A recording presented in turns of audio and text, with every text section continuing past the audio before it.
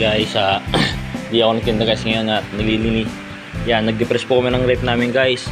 At sobrang ano na, ang dami na ng yelo sa mga gilid-gilid. Yan, ako na po naglilinis guys. Oh, nililinis ko na po yan. Yan, ito naman sa baba tayo. Pinatatanggal ko na guys yung mga laman ng rep.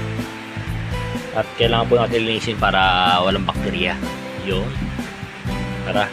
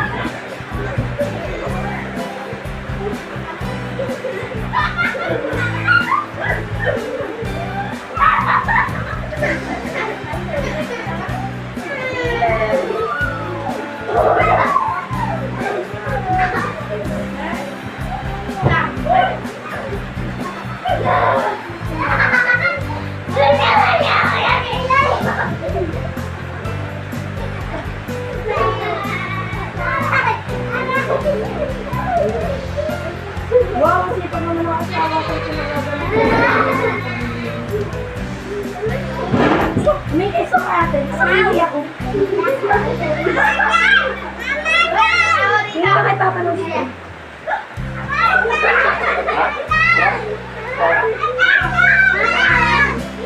Ay, so happy sa production ko na nangyayari sa ating bata.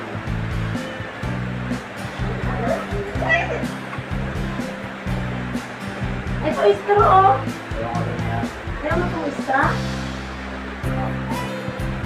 Oh my God, I'm so in love. Ito daw.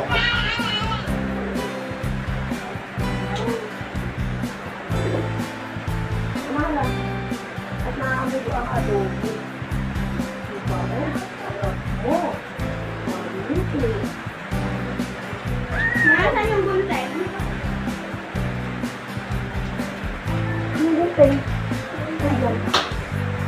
Guys, yung ating nililinis na rin para di gawin na ng misis. Ako na po guys nagkusa na linisin yan para di niya nagawin. Habang naglilinis tayo guys, nagluluto tayo. Ayan, pork adobo guys. Pork adobo. Ayan. At nakapagsaing na rin po tayo. Yan ang talagang masisipag guys na asawa. Ayan. Tara. Balik tayo rin guys sa ating rep. At yan na guys. Okay na po. Nalinis ko na at naglagay na rin tayo ng yelo guys. So, kabila naman tayo baba. Ayan po. Mga RC. Ayos na guys. Malinis na ulit yung ating rep. At yan na rin yung ating niluluto guys. So okay na. Paluto na po. Wow! May itlog pa nga guys. So, yan yung ating hapunan ngayon guys. May itlog pa. Talaga guys. Thank you sa panonood.